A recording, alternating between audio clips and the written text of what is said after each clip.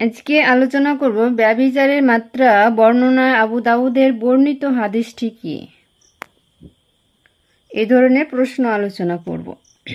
1 নম্বর প্রশ্ন হচ্ছে পতিতাবৃত্তি কি?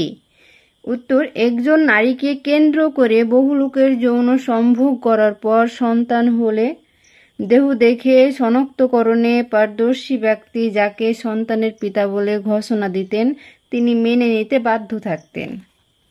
2 নম্বর প্রশ্ন, বিজিত নারীদের ব্যাপারে জাহেলি রীতিনীতি কি ছিল? উত্তর, তাদেরকে ইচ্ছামতো ব্যবহার করত এবং তাদের গর্ভজাত সন্তানকে কোনো সামাজিক মর্যাদা দিত না। 3 নম্বর প্রশ্ন, বহু বিবাহ কি? উত্তর, একসঙ্গে একাধিক অনির্দিষ্ট সংখ্যক স্ত্রী রাখা। 4 নম্বর প্রশ্ন, একসাথে 2 বোন বিবাহ করাকে তারা কি মনে করত? উত্তর, জায়েজ। 5 নম্বর প্রশ্ন, ব্যভিচারের মাত্রা বর্ণনায় আবু দাউদের বর্ণিত হাদিসটি কি? উত্তর, ব্যভিচারের মাত্রা বর্ণনায় আবু দাউদের একদা এক ব্যক্তি দাঁড়িয়ে রাসূলকে উদ্দেশ্য করে বললেন, হে আল্লাহর রাসূল, অমুক ব্যক্তি আমার পুত্র। অজ্ঞতার যুগে আমি তার মায়ের সাথে ব্যভিচারে লিপ্ত হয়েছিলাম। উত্তরে রাসূল বললেন, ইসলামে এমন দাবির কোনো সুযোগ নেই।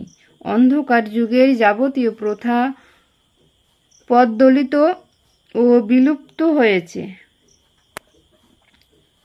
এখন পুত্র তারই গণ্য হবে যার স্ত্রী আছে বা দাসী আছে আর ব্যভিচারীর জন্য রয়েছে পাথর।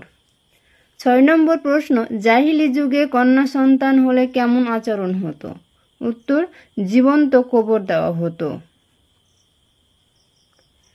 7 নম্বর প্রশ্ন, জীবন্ত কবর দেওয়ার কথা কুরআনুল কারিমের কোথায় বর্ণিত আছে? উত্তর, সূরা তাকফিরের 8 থেকে 9 নম্বর আয়াতে। কিয়ামতের দিন জীবন্ত হত্যাকারীকে জিজ্ঞাসা করা হবে কোন অপরাধে তাকে হত্যা করা হয়েছিল। 8 নম্বর প্রশ্ন, পুত্র সন্তান কেন হত্যা করত? উত্তর, অভাব অনটন অনাহার ও দুর্ভিক্ষের কারণে পুত্র সন্তানদের হত্যা করতেও তারা কুণ্ঠাবোধ করত না। 9 নম্বর প্রশ্ন, কুরআনের কোন কোন সূরায় এ ব্যাপারে বর্ণনা আছে?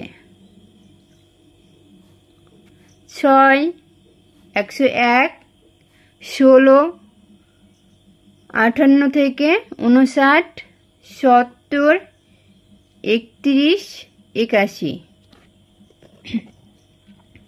10 নম্বর প্রশ্ন, নারী ও দাস দাসীদের অবস্থা কেমন